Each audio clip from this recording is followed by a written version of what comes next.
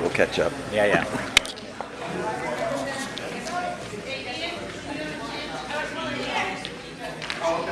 Just break away for a second. So, hi, if I could just have your attention for a second. My name is Martha Staskis, and I work for the firm Vermont Environmental Research Associates, and we are working on the development of the wind turbine project, the barrier wind turbine at the Champneys property. And so tonight we brought some of the experts and some of the other information relating to visual property values, aesthetics, climate change, sound, civil engineering.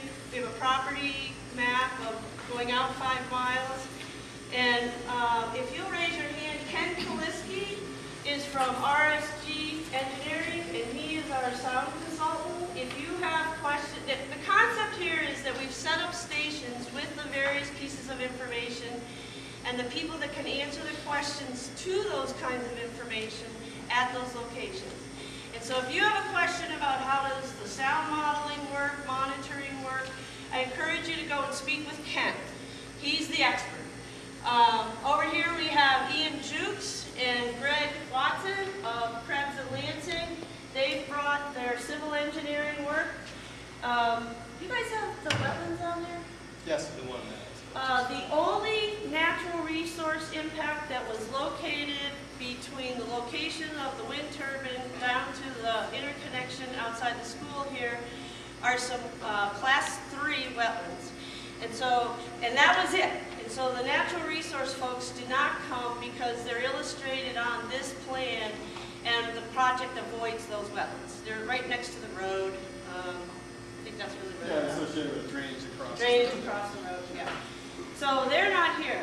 The visual consultant sent along this viewshed map, and it illustrates where you can potentially see the turbine, the tip of the blade, or from the nacelle, and I think it's on bare, non-forested areas. So it looks at the area as though there's no trees and there's no structures.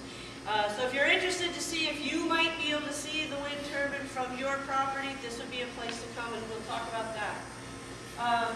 We have some information about property values that have occurred over near the Georgia Mountain project since the project's been in operation, and some other information.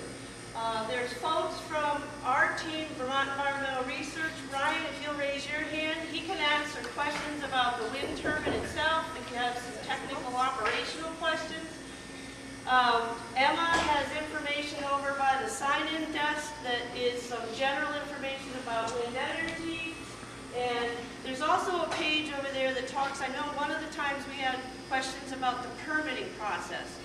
I asked the permitting attorneys to write up a sequence of what the process is, and Emma has those as a sheet. If she happens to run out, please let us know. We'll get you another copy. So the concept here is that we'll be here till 7:30. I encourage you to reach out to the individual resource representative and ask your questions. And if we don't have the answer tonight, we will write it down and we'll get you the answer as soon as possible. But I want to thank you all for coming, and I hope this is a benefit, and we're here to answer your questions and to share the information we've gathered so far. Thank you.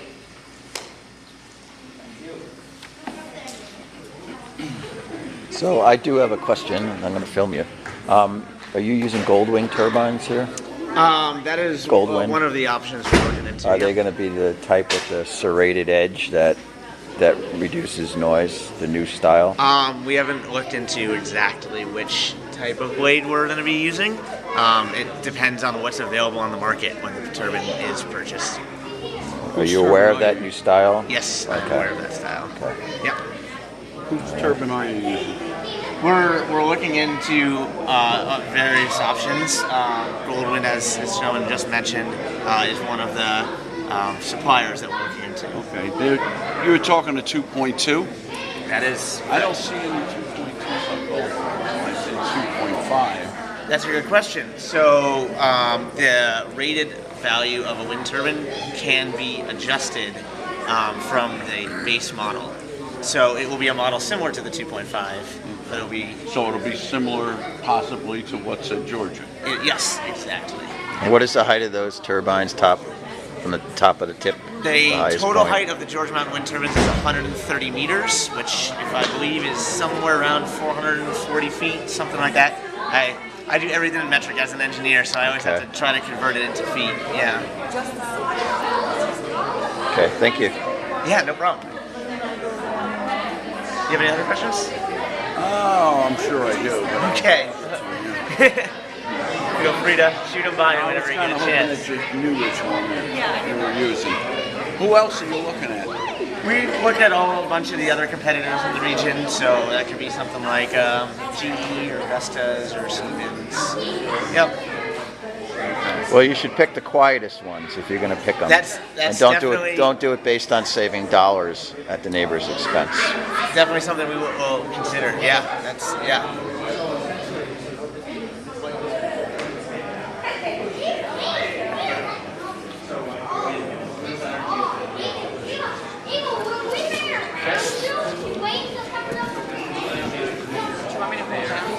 That be all right? Thanks.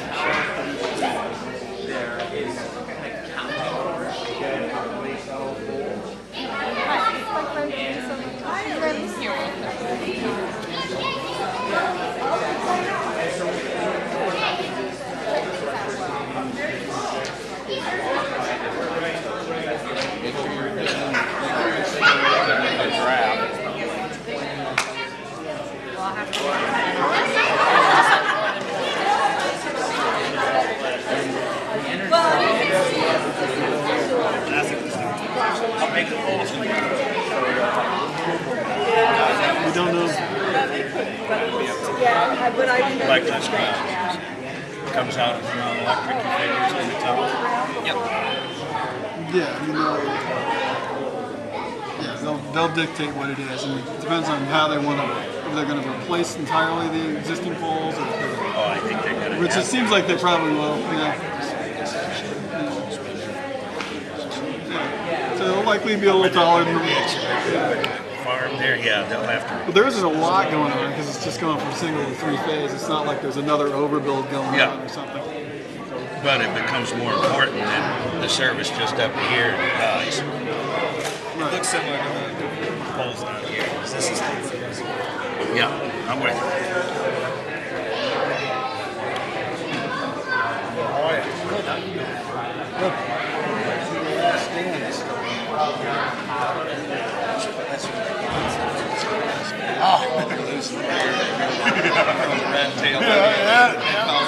The last day. I'm going to take photos of it. I'm just trying to video a little bit here.